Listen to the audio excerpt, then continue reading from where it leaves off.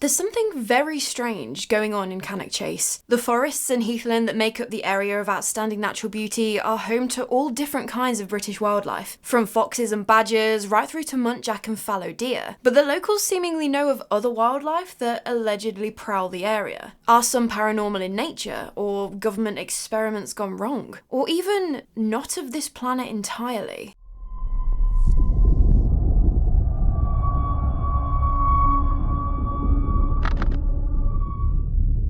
If you haven't watched last week's episode, we went all into the history of Cannock Chase. As in, not the entire district, just the naturey bits, the official area of outstanding natural beauty. So obviously, go back and watch that one if you haven't. You don't need to watch that one for this one to make sense, but you know, context and all of that, it will help make a little bit more sense. And this week's collection of stories, it's very different for me. We're going to be going more into cryptids territory, which isn't something I tend to look into, but you need to know the sheer scale of weird things going on here. But first of all, we're starting off with the heavy hitters, the A-listers on the lineup of Cannock Chase characters, the black-eyed children. These entities usually just look like normal children, apart from one thing, which, you know, the name suggests. Their eyes are completely black. There are no irises, no whites, just utter, unchanging black. They've been reported on the chase as far back as the 1970s, when there was a couple who were walking through the forest, and they were just out for a stroll during the day, as a lot of people do, when they could hear this young kid screaming for help. There was no other noise other than this screaming, like this child sounded desperate, so they followed the sound of her voice. They eventually came across what looked like a 10-year-old girl running through the trees. Apparently, she was moving really unnaturally, with her limbs swinging in a jerking motion, not really how human children are known to move. But at that point, I don't think they thought too much of it. Maybe she's been in an accident and she's hurt, maybe that's why she's screaming for help, you know? The couple were trying to catch up to her and she was still running off screaming, but eventually they got close enough to her. The young girl just stopped dead and turned around to face them, and that's when they saw the eyes. The couple were paralysed for a moment. They had no idea what to even begin to think. This young girl looked to be fine, other than her eyes were completely black. What? Before the couple could do anything, the black-eyed girl turned and ran off.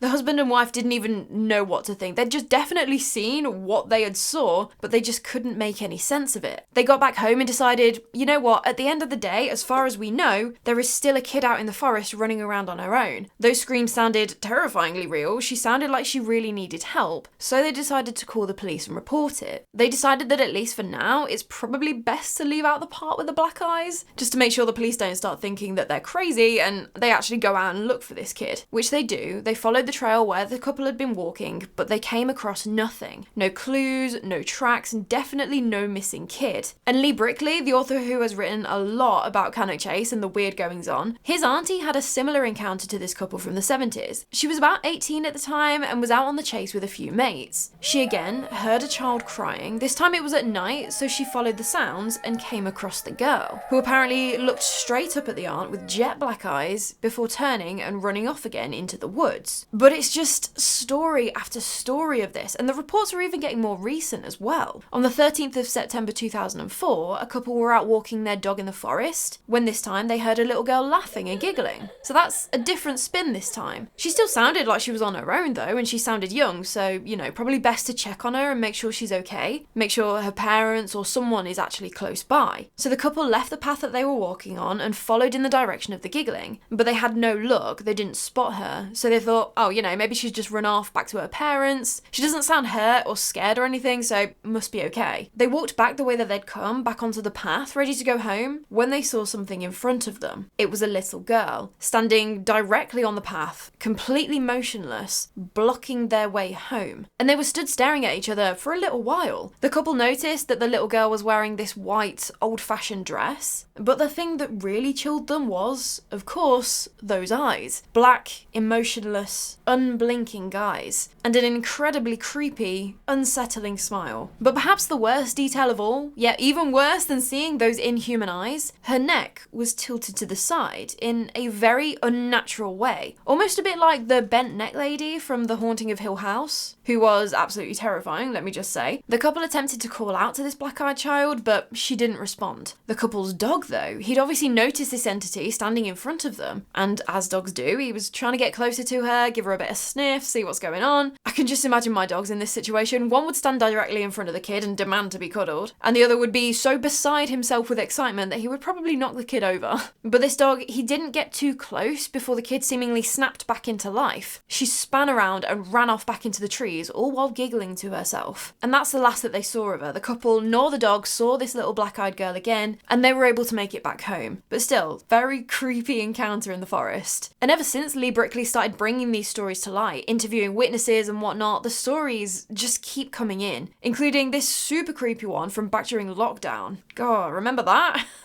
Oh, that was a time. Two 17-year-olds, Kylie Drakeford and Ben Tilley, they were very much in love, but obviously being in lockdown, you can't see each other. So Ben came up with the idea to go camping in Cannock Chase for the night. We'll be alone out there, out in the fresh air, a little bit of household mixing, but it is what it is. They found a spot in the woods and set up the tent, but it wasn't the most ideal night because it actually started to rain. But they were out there now, nothing you could do, so they just zipped the two sleeping bags together and made the best of it. Around midnight though, they both woke up to the sounds of something outside their tent. Immediately, you just assume it's wildlife. There are a lot of deer in the woods. Just stay quiet, hopefully it'll move on. But as they sat there in silence, listening, they soon realised that it most definitely was not a deer or a fox or a badger or anything like that, because it sounded just like one set of human footsteps circling around the tent, slowly. As if that isn't the creepiest thing to hear while you're out camping in the woods, just two of you. For some reason, they decided to open the tent door and see who it was. And to be honest, I don't know which is worse. Look at who is outside circling your tent in the middle of the night, or wait to see if it's an axe murderer coming to get you, but at least you're blissfully unaware because you didn't open your tent. I don't know what I would do. What would you do in that situation? Either way, they opened the tent, and at that moment, they started to hear a little girl's giggling. Creepy. Arguably creepier than just the footsteps. They turned their torches on, trying to find the giggling kid, who quite clearly must just be lost out here, but they couldn't see anything, until Ben noticed something moving in between the trees, and then Kylie noticed it as well. It was certainly what looked like a child, but it was moving so fast in between these trees, almost teleporting, that they couldn't keep their torches on the figure to get a good enough look,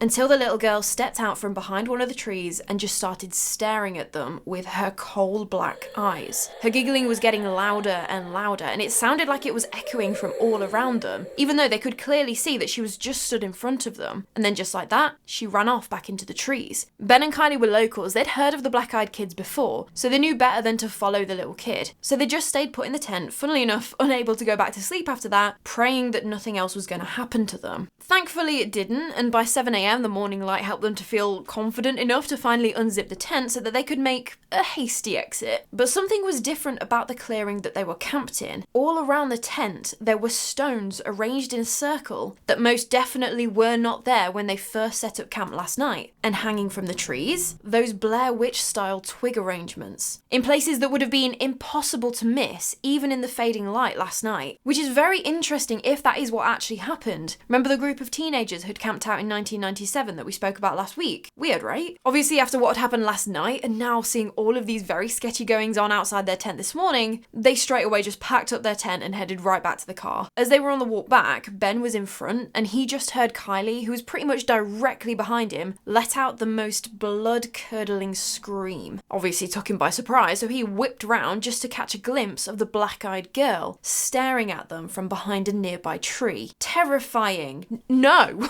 They quickly got back to the car and I don't think they risked camping in the woods again after that. And I could fill an entire episode just with these stories, but they're all so similar. These kids appear to approach people walking in the woods. Sometimes they try and cover their eyes, sometimes they'll just show their eyes, sometimes they talk and their voices are described as quite monotone, again just not really natural at all. And a lot of the time it seems like they're trying to lure you away from the path you're on, trying to get you deeper into the woods. Sometimes boys have been reported, but it is usually girls. In a lot of the stories I found, there were a lot of reports of a little girl appearing. So what are these entities, aside from just being absolutely terrifying? Truth is, no one has a clue, but they seem like a super common phenomenon around this area. Remember when we were chatting about the Four Crosses Inn? And if you haven't seen that one, it's a pub like not even 10 minutes away from this forest. It's pretty much in the same area. And here, black-eyed children have been seen peering into the windows at night. I mean, at least they're outside and you're inside at that point, but still terrifying. It seems like everyone has a theory about what these entities are, theorizing that they could be vampires, aliens, demons, even some type of being that isn't from this dimension. We just don't really know. But don't worry, it's not just terrifying looking children you've got to potentially be looking out for if you decide to take a leisurely walk through Cannock Chase woods, because there is, allegedly, the chance that you'll be confronted by the Pigman, a half-human, half-pig monstrosity. Yeah, and you might be sitting there now, just as I did, thinking, Pigman, right, sure. But when I looked into this, I mean, there are a lot of weird stories with very specific swine-related details. The gist is that this creature is a humanoid figure, standing about 7 feet tall, even sometimes wearing human clothes, but it has a huge head with an elongated snout, exactly like a pig. And you'll sometimes hear that ear-piercing squealing sound that pigs make, and he'll follow you through the woods until you're out of the forest. As far as I can tell, the stories go back decades as well, apparently all the way to the 60s.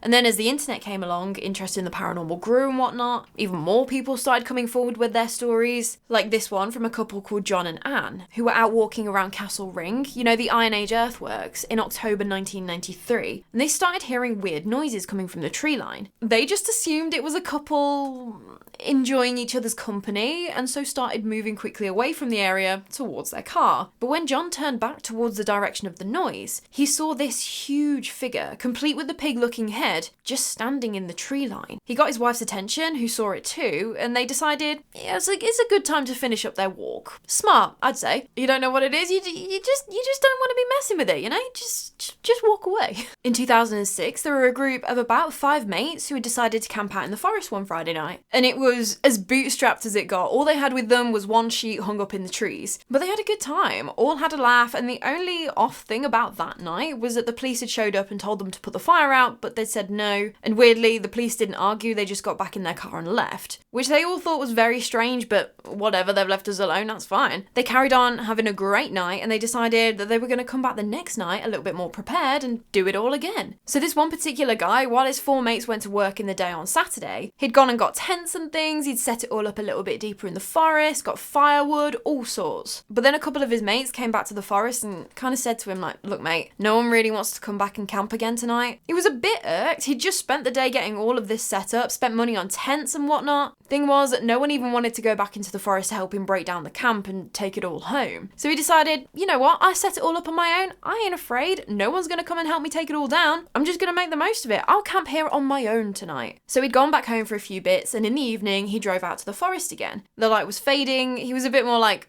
right, I'm on my own, I've got to be a bit more careful, if I get into trouble, ain't no one gonna come and help kind of thing. He stopped near a bush to light a cigarette before heading down the hill to the camp he'd made earlier in the day, when something caught his eye. He saw this white shape, it was moving around on the ground, sniffing like a dog. So his immediate reaction was, well, it must be the police, they've brought a sniffer dog out, they're looking for us for the camp. But then he noticed that it wasn't making the sounds like a dog, it was snuffling about the forest floor, just like a pig would do. Can't be right, surely. He moved a little closer and just watched this pig-like creature for about 30 seconds before it stopped dead in its tracks. It knew this guy was here. Then the creature got up onto its back legs, rising to a height of like 7 feet, and started sprinting towards this guy. This thing was moving, all the while letting out this diabolical squealing, just like a pig at a slaughterhouse. Absolutely terrifying noise. And this is like in the forest at night, it's dark, you're on your own, and this thing is chasing you screaming. What the hell? The guy made it back to his car and sped off down the road. Sayonara, forget the camping gear. He says he's never been back into the forest alone after that. And this creature, it's another one with story after story coming out, even still relatively recently. Like in 2017, not far from Pie Green Tower. A couple, Linda and Derek, they were just out walking their dogs before the sunset. And it was a nice, warm summer evening, by all accounts just a very pleasant walk. By about 8 PM though, they decided to turn back towards the car, but as soon as they made that decision, their 2 German shepherds just switched. They'd been having an absolute blast, playing and chasing each other literal seconds before that, but now they were heading back in the direction they'd come from. They were acting really timid, but then the couple started hearing the unmistakable sound of a pig just snuffling about and oinking. And regardless of if you know the stories or not, hearing that while you're in a forest, that's gonna put you on edge. Even if you suspect it's a wild boar, those things can do damage with their tusks. So paranormal or not, it's just not a sound you want to be hearing out in the woods when you're on your own, especially if you've got your dogs with you. For some reason though, Derek and Linda started walking towards this oinking noise. When they got to the spot where it sounded like they were right on top of the noise, the oinking completely stopped dead. Now it was eerily silent. The couple started looking about, like, this ain't right. This pig boar creature had just been happily snuffling away. How can it have just stopped and we can't see it? But it was Derek that first spotted it. At first, he thought it was just a man wearing a pig mask. A bit like, you know, the ones that they wore in the Saw movies? Kind of like that. Linda then also saw this figure and just called out to it. Which, I mean, your sense of self-preservation must have been screaming at you to just nope out of that situation, right? Whatever it is,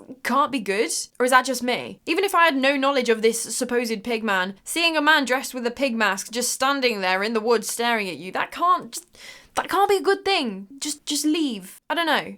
That might just be me. Because then the pigman started moving towards the couple and their dogs, getting closer and closer. Okay, now is the time to remove yourself from this situation. Apparently they very quickly realised that this most definitely could not just be a man in a pig mask. I don't know how they came to that conclusion, but they also figured that this thing was very angry. They were legging it back in the direction of the car. The dogs are going wild on their leads, but after a while, as they got closer to the car, they noticed that the creature wasn't chasing them anymore. Okay, this is good, that's fine. They kind of breathed a sigh of relief, glancing in between each other like, did we really just see what we saw? I mean, it set the dogs off, so they saw it too. Very weird. But you know, let's not hang around the forest contemplating this. Let's just get back to the car and home, and then we can unpack the night's events. So they just started walking towards the car again. Just as their car, this beacon of safety, came into view, the pigman stepped out from behind a tree 10 meters in front of them, blocking their exit from the forest. What would you even do? How do you even begin to navigate that situation now? And how on earth did it get in front of you without you noticing? The dogs, once again, were going wild at this creature, barking and snapping at it, and one of the dogs, Barney, he was pulling so hard to get to this pigman that he actually snapped his lead and lunged, teeth bared, at this figure standing in front of them. He leapt up like a police dog would do if they're about to attack someone, but Barney sailed straight through this figure. This creature, it was not flesh and blood. It was like a hologram or a ghost. It wasn't really there, but to the humans and most definitely to the dogs, one of which actually went to attack it, it most definitely was standing there in front of them. After Barney's failed attack, the pigman stood there, looking at the couple. It then grunted before disappearing back behind a tree. And that was that. Derek obviously rushed over to Barney to make sure that he was fine and to try and see where the pigman had disappeared off to, but there was no trace of the creature. So they just carried on, got in their car, and drove home. Linda had another encounter 3 weeks later when she was walking the dogs on her own, and she caught sight of the pigman watching them from a distance, but quite smartly managed to get herself and the dogs out of the forest before the creature had a chance to repeat the events of a few weeks back. And so to Linda and Derek and their dogs, especially poor Barney, this was a very real thing they went through. This seems to be beyond kids just messing about in the woods, even beyond just one weirdo scaring people in the forest, especially to be doing it over a matter of decades, regardless of how ridiculous a pig-human hybrid creature sounds. So what could possibly be going on here? Obviously, with all of these stories circulating for years, locals have come up with their own theories, ranging from something paranormal, a shape-shifting demon, an alien, like all sorts of things. A popular theory, though, centres around the Pie Green Tower. And I've mentioned it a couple of times in last week's story and things, but a bit of the actual history on the place. The tower was built in 1963, so right in the middle of the Cold War. And if you want to completely upset your entire day, check out the Kelvedon Hatch nuclear bunker story, where I go a little bit more into the Cold War there. And this reinforced concrete tower was actually built as a backup communications network, which was gonna hopefully allow the country to still communicate between each other in the event that the Soviets dropped the bombs on us. But some people in the area weren't convinced that that's all it was used for. Some locals were adamant that when it was being built, the military had taken the opportunity to build a secret bunker under the tower. And it was so super secret because it was here that they were conducting really bizarre experiments involving gene splicing. And it was from this secret bunker that the pigman was born, created. The story goes that the scientists scientists abducted a woman, kept her sedated, and planted an embryo containing human and pig DNA to try and create this hybrid creature, whether to work towards an army of super soldiers or just for quote-unquote science. After 10 months though, the woman wasn't showing any signs of being pregnant, so they just released her. But after a year, there was apparently talk of a local woman who'd started showing signs of being pregnant, although she hadn't been with anybody. And coming from an overly conservative family where this woman was unmarried, they'd kicked her out. She'd gone out into the forest of Cannock Chase and had her baby, who was born healthy, other than having the head of a pig. The legend goes on to say that this woman and her human-pig hybrid son carried on living on the chase for 6 more years until she passed away. But it seems that this Pigman creature survived and continues to roam the chase. So just like any folklore, that's one version of the story. The other version says that the woman gave birth in the facility and somehow the Pigman escaped at some point, and the scientists either didn't bother with recapturing it, which sounds very sketchy, or they intentionally released it to keep people from venturing too close to the underground facility. So I don't know about you, but that just sounds like one huge eyebrow raise, doesn't it? There was an altogether different, I'd say much more believable version of this story, which allegedly came from a man who was stationed on one of the military camps built at Cannock Chase during World War II. He said that the commanders stationed there had been ordered to spread misinformation into the local civilian population to try and discourage people from wandering into the woods. But it wasn't because they were carrying out top secret experiments involving gene splicing and animal-human hybrids. It was because there was a German prisoner of war camp there and they were just trying to keep the civilians safe. So this guy went on to say that they made up the story of the Pigman to try and scare people away, but now the story has just taken on a life of its own. So that explanation does sound the most believable, doesn't it? But it doesn't answer the question of what in the world did those people see that looked like a man with the head of a pig? And the Pigman isn't even the only animal-human hybrid creature that witnesses have claimed to see on the chase. Werewolves, anyone? Yep, they apparently make an appearance. Well, I mean, it might be a werewolf, which indicates that it transforms under the full moon, or it could be a dogman, which is just a human-dog creature with no shape-shifting involved.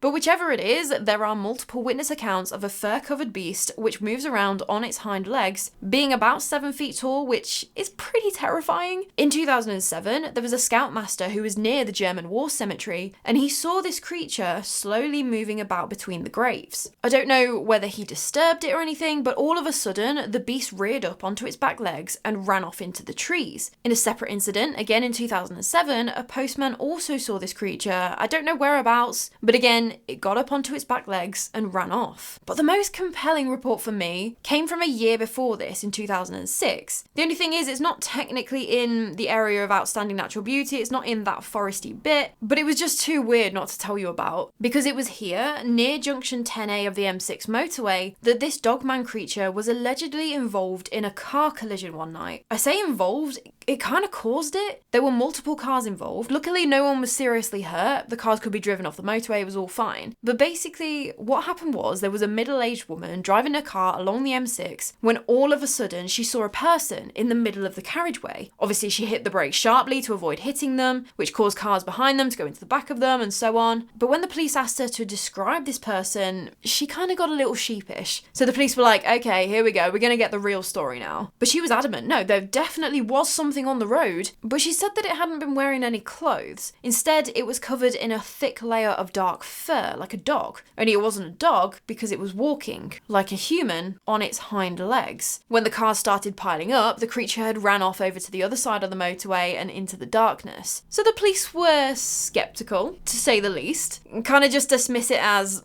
might have been tired, seeing things that aren't there. Because they checked out the motorway, there was no evidence of any pedestrian of the human or canine variety found on either side of the M6. But what threw a spanner in the works of the police officer's conclusion was that a passenger who was travelling in the car behind that woman, so not in the same car, didn't know each other, no corroborating going on, they said that they saw this creature, exactly how that first driver had described, running away after the crash. So I don't know about you, I have no clue what that could have been, but it does sound very weird for multiple people to have witnessed this. But then there are other witness accounts which claim to see a very very similar creature, only this one stays on all fours, leading some people to believe that not only is there a werewolf/dogman hanging about the chase, there could also potentially be a hellhound. Because in 1972, a guy called Nigel Lee was driving along one of the roads that cut through the chase. And it wasn't quite dark, but it was getting there. The sun was setting, the light was fading, made that a little bit darker by the fact that it was very overcast and a little bit stormy. All of a sudden, as he was driving, out of nowhere, a bolt of lightning hit the heathland to the right of him, and smoke started rising from the spot it had just hit. So he pulled up his car and got out to see what had just been hit. No, Nigel, that is a no moment right there. That is a moment where you didn't see anything and you just carry on driving in your safe metal box. Even if you suspect that the lightning bolt caused a fire or something, just call the emergency services, let them deal with it, right? But we'll say that he was an inquisitive soul, wanted to go check it out, but he didn't make it too far, because as the smoke was starting to clear, he could see a huge black form walking towards him. This form started taking on the shape of an absolutely huge dog, completely jet black, with glowing greenish yellow eyes. By this point, Nigel had backed back slowly and locked himself into his car, which, yes, sounds very sensible, all things considered. But as this canine creature walked towards the road, and closer to where Nigel was still watching from, it finally appeared to notice him and fixed its eyes directly onto Nigel. It stopped in its tracks, just glaring at him, until he finally decided that that was enough weirdness for today. Clearly this thing is trying to give me a message, although it's not outwardly aggressive. It's time to carry on home right now. Whether a coincidence or not, a few weeks after this encounter, Nigel was involved in a really bad industrial accident, which actually took the life of one of his closest friends. Maybe it was just a tragic coincidence, but Nigel was convinced that seeing that creature was an omen of what was going to happen. Because seeing these big black dog-like creatures like this, these hellhounds, they can sometimes be regarded as these bad omens of impending death. They've been reported for centuries all over. The folklore legends of black shucks, big black dogs, hellhounds, so it's an interesting point. But there was another weird encounter reported in Cannock Chase specifically in 1985 by Sylvia Everett and her husband. They'd been driving through the chase and it was at night, so it was dark, but there was a full moon and they obviously had the car's headlights, so the road was pretty well lit up. But all of a sudden, Sylvia had to slam the brakes on as right ahead of them in the road, there was what looked like a black mist slowly moving across. As Sylvia and her husband continued to watch it, the mist took the shape of a large creature, emerging as a big black dog. As this form fully materialized, the dog noticed them and turned to stare at them with its glowing yellow eyes. After staring at the husband and wife for what seemed like an eternity, the creature turned and leapt into the undergrowth at the side of the road. And in this story, it doesn't mention an unfortunate accident that resulted in a death afterwards, but even so, very creepy to see that out on your travels at night. But could it be that this thing, it's not canine at all? But that would seem like a pretty easy distinction to make, but with what I'm about to tell you next, it might be. Or it might be that, yet again, there is something else roaming about Cannock Chase. I'm talking about the Cannock Chase panther. Apparently, stories of a big cat on the chase have been circulating since the 1940s, but it seems to be from the 70s where claims of seeing something have just exploded. What happened in the 70s in Cannock? Everything just seems to have moved in during this decade. It's funny though, for this case in particular, the Dangerous Animals Act came into force in 1976, which meant that it was illegal to keep animals like big cats as pets without a license, which led to so many different rumours and legends of people releasing their dangerous animals into the wild. In February 2003, a report was released which said that in the last 12 months, 100 reports of big cat sightings had been filed in Cannock Chase alone. And in 2005, there were that many reports that the police had no choice but to go and try and find evidence of this big cat. I don't think they actually found anything though. In August 2009, someone reported seeing deer that looked to have been killed by a big cat. And then the year after that, in 2010, a guy called Steve Allett had discovered the body of a fawn, so a baby deer, lying in a ditch with 2 puncture holes in its neck, which sounds like it could have been a big cat attack. But wouldn't the cat have taken the deer and eaten it? They wouldn't have just hunted it, killed it, and left it, surely. I don't know, I've owned cats that have killed for fun, but I've also owned ex-stray cats who would eat whatever he killed because that was just his nature. Like, they don't know where the next meal is going to come from. But anyway, it was just a bit too convenient timing when 2 weeks after this fawn was discovered, a guy called Kevin Goodson was out walking his dogs when he came across a large paw print that was way too big to be a dog dog. Apparently this paw print was 6 inches wide, which sounds very big, even for something like a big cat that isn't a lion or a tiger, but that's what he claimed. Unfortunately, there was no picture of said paw print that I could find either. There have been, though, allegedly, photos taken of these elusive black cats, with this one in 2011 showing some sort of black animal trotting away, or this one in 2014, which was apparently the size of a dog, sitting in the branch of a tree watching the person who took the photo. And I don't know. Cannock Chase is obviously a big patch of nature, but if big cats were living out in the wild, to be breeding and surviving this long, surely we would encounter them a little more often. It's a bit of a strange one for me, but I'm presenting everything as I've come across it, and so I know mysterious big cats aren't necessarily paranormal, but I still think it's interesting. It's a bit of a mystery. But there is one other bit of weirdness that sits more in the strange and unexplained realm: UFOs and aliens. Because yeah, we got reports of them too in Cannock Chase, and witnesses have claimed to see everything in the sky, all above the chase, from simple balls of light to huge actual spaceship shapes.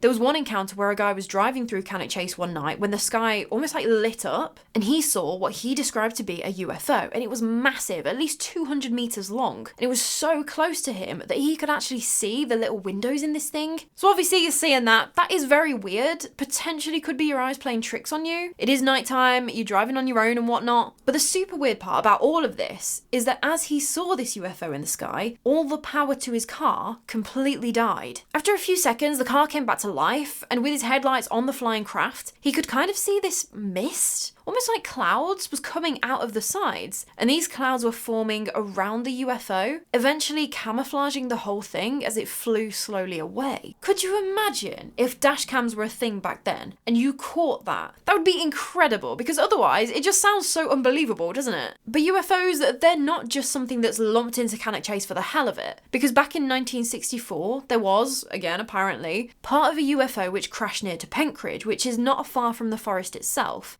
And from the stories, it looks like the UFO had broken up and part of it had landed in West Germany, with a larger part landing near Penkridge. Again, I'm gonna say, apparently 3 bodies were recovered from this crash site, and witnesses had actually seen this crash happen, with one actually taking photos of it. But this guy who'd taken these photos, he'd driven close up to the crash site and saw what was left of this UFO being covered in tarpaulin and lifted onto the back of an aircraft transporter. But RAF and Army officers had set up a roadblock and had taken the guy's camera roll out of the camera, so we have no photographic evidence. But how do we know about this crash in the first place, other than the witnesses who were there at Cannock Chase at the time? It wasn't because of any Ministry of Defence records that were declassified or anything like that. It's because in the 1990s, the files of someone in the US Navy who was stationed in the Caribbean at the time were released, because they had intercepted a Soviet transmission which said that a UFO had broken up and crashed. And so now, even as recently as 2023, as seen in a Staffordshire Police Freedom of Information request, locals in Cannock Chase are still witnessing strange things in the sky. So if the stories of ghosts aren't enough to scare you when it comes to Cannock Chase, you might want to think twice about taking your dogs for a walk around the forest. And you especially want to keep your eyes peeled when you're driving around the area at night, because you really do not know what you might encounter.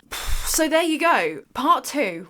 What do you think? That one, I think that was my wildest episode yet, right? Obviously depending on where you fall on the believer-skeptic spectrum. I don't even really know what to think with the information that I've just told you. When it comes to ghosts, that one is a little easier for me to wrap my head around. I want to believe that there is something after death, and I do think that there is something else going on when it comes to, say, like a haunted house. And so when the reports of ghosts, especially when they tie up with the historical evidence, it fits neatly. I can wrap my head around it, I can read about different witness accounts forever. With stories like these, they still do kind of sit, like I say, on the fringe. They are weird, mysterious things. I guess it still really is the same, isn't it? We don't have solid proof that they exist, but the witnesses to these encounters, especially the ones I've talked about today, they seem a lot more than just mistaking wildlife for the paranormal, or even other humans playing pranks and messing about. But I guess I look at them a little bit more critically, because unlike a ghost story, you can't tie a dogman to a historical event. It's just folklore. It's just a complete mystery. And so that's why I do look at these stories with a lot more skepticism. But either way, believe the stories or not, it was a wild ride.